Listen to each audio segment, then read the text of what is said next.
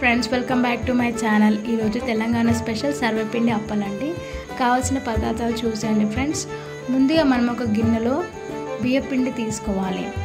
దాంట్లో కొద్దిగా జీలకర్ర వేసుకోవాలి, కొద్దిగా అల్లం వెల్లిగడ్డ పేస్ట్, కారం, ఉప్పు, పల్లీలు, పుట్నాల పప్పు, కొత్తిమీర, కరివేపాకు వేసి బాగా కలిపేసేయాలి ఫ్రెండ్స్. ఇదంతా పిండిలో బాగా కలిపేసేయాలి. మనం వాటర్ వేసే ముందు ఇలా కలిపేసి ఏంటంటే మనకు ఉండలు కట్టకుండా ఉంటుందన్నమాట ఎక్కడ కూడా. సో ఇలా కలుపుతూ వాటర్ వేసుకోవాలి. సో వాటర్ వేసుకొని మనం ఉండలు లేకుండా పిండిని అయితే కలిపేసేయాలి ఫ్రెండ్స్.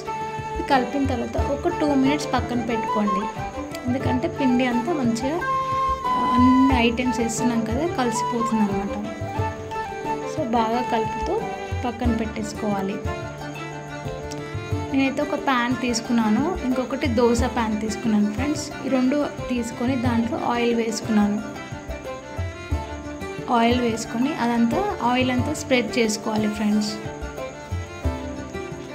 సో దీంట్లో ఆయిల్ వేసుకొని ఇలా స్ప్రెడ్ చేస్తూ, ఇలా ఎందుకు చేస్తున్నానంటే అప్ప అనేది కింద అంటుకోకుండా సో మనం ఆయిల్ స్ప్రెడ్ చేస్తున్నాం అన్నమాట.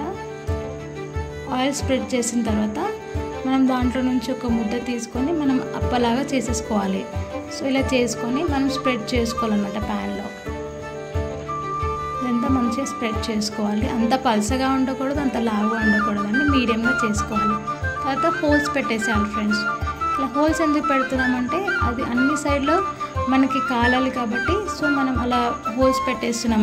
ఆయిల్ అనేది స్ప్రెడ్ అయిపోయి ఎక్కడ అంటుకోకుండా మంచిగా వస్తుంది అనమాట మనకి అప్ప. సో నేను ఇలా చేసేసుకున్నాను ప్యాన్లో. ఇంకా దోశ ప్యాన్లో చేసేసుకొని 2 sides పెట్టేశాను ఫ్రెండ్స్ స్టవ్ పైన.